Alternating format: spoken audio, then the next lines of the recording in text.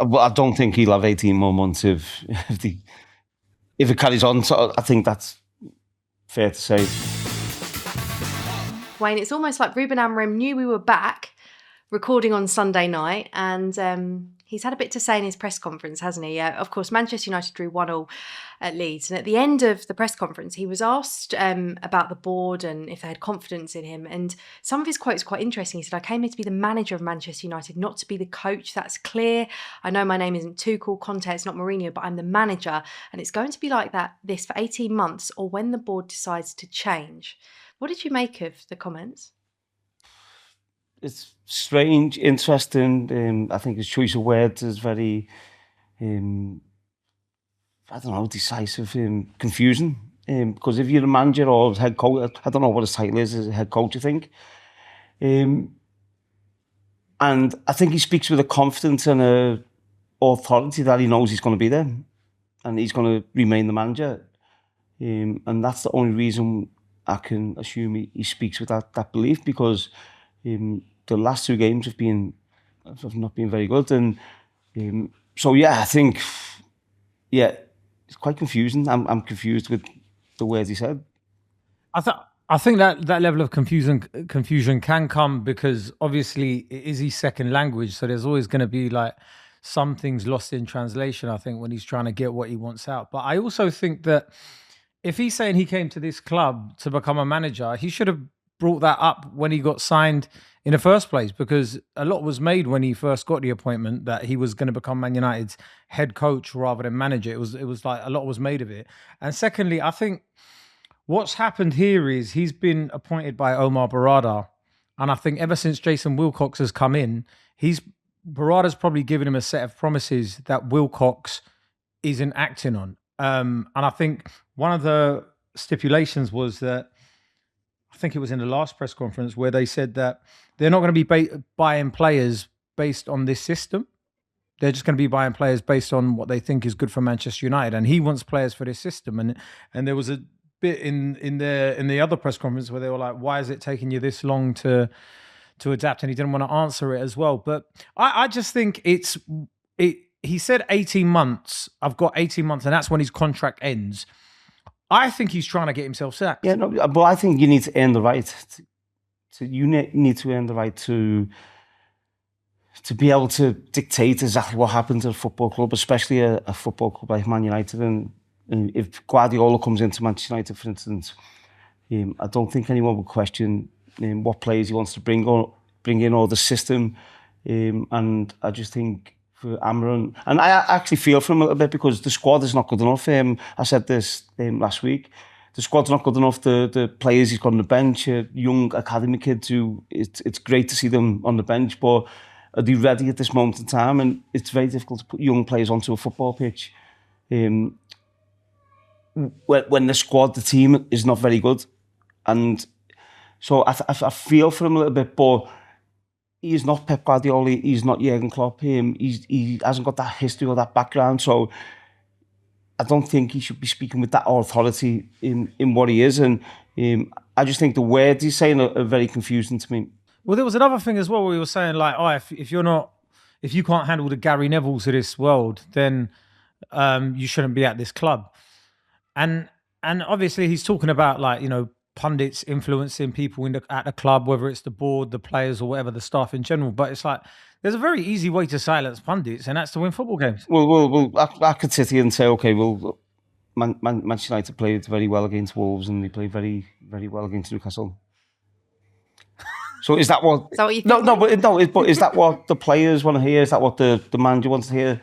And you have to be real. I'm sure. Well, if he's not going in and criticising his players for the performances, then there is something wrong. So we're saying, pundits, as I am now, we're saying what we see, and it's not good enough. It's simple as that. And I do feel for him. I don't think the squad is good enough. I don't think losing the players which they have for the African Cup of Nations, of course that hasn't helped, but the backup players to that are not good enough. So I just don't understand how he can come out with what he is, because as a Man United fan, you want him to come out and say, listen, I haven't been good enough, the players haven't been good enough, the board haven't been good enough, whatever that is, and to give some honesty. Do you think that he has a point about the hierarchy listening to noise too much? Do you think that they do? The people above him, they're his bosses, and I think how he speaks to them should stay between them until Jim Ratcliffe comes out and says, yeah, he's staying here, or we're gonna sack him. But Jim Ratcliffe told the press he's got three years at the club, and that gave him a lot more time. And obviously, I know people were probably saying he doesn't really mean that, but during the period in which he said it, Amorim's job seemed to be at risk, and people in the media were hammering him, and that sort of subsided for a bit when Ratcliffe came out with those comments. But I just think. I don't necessarily think people at the club are listening to pundits as much, because if they had done, they would have sacked him ages ago. I think this is Ineos's first appointment. It took them. I think the other club that they own in Nice, I think the manager had to lose 9 straight games before they sacked him. They are pinning their hopes on this because it's like the first time they've appointed a manager, so they don't want to lose face. I think there's a simple way to look at it, and if you sit down with Amarim and say, have you been good enough for Manchester United?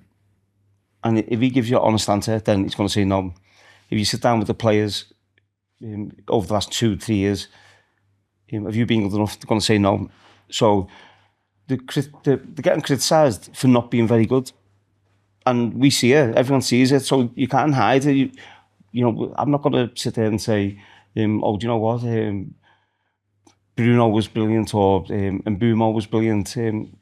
When they haven't been, Bruno's been very good, but when they haven't been good enough, then what are we meant to do? Like, lie to the public? Absolutely, but that's the thing as well, though. He doesn't help himself.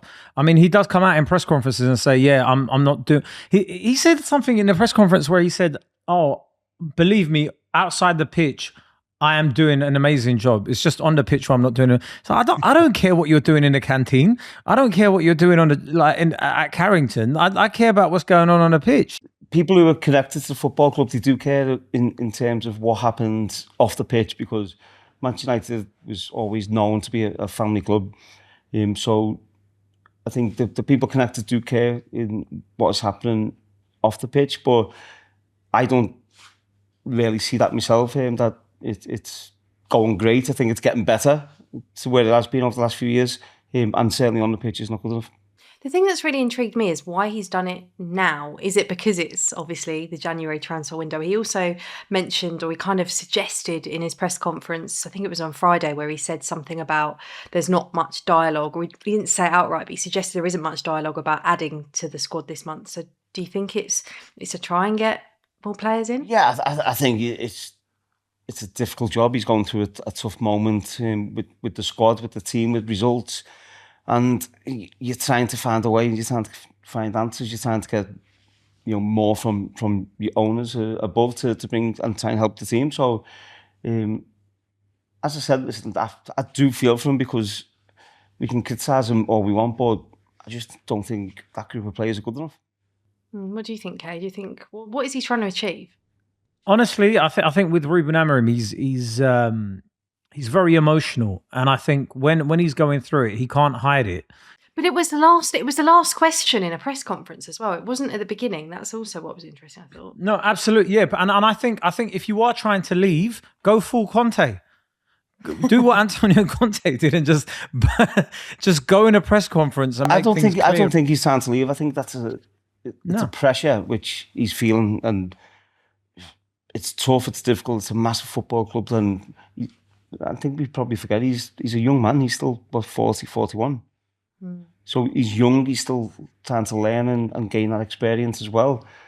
So I think just a massive amount of pressure on him, which when Man United don't win or don't play particularly well, I think he tries to come out and tries to face it, which is fair play to him. But I just don't think his choice of words fills you with confidence when the team is struggling. I think after the Wolves game, he did lose a lot of hope and confidence from the fans. And I think he's probably felt that as well going into this game at Leeds. and all of that has built up, and he's trying to sort of shift the blame in a way as well. And I think he just made it clear for us. He's like, look, I've got 18 more months. This is it, right? Yeah, I'm not leaving. Nothing's happening, but I'm not getting the players that I want. Well, I don't think he'll have 18 more months if it carries on. So I think that's fair to say. I actually didn't mind the Leeds performance because I thought there was a lot of fight. There was a lot of Leeds away is a very difficult game, especially going out with Man United, and I actually didn't mind it. It was the two performances before that, the Newcastle one, the Wolves performance. They were way more of a concern to me than the Leeds one.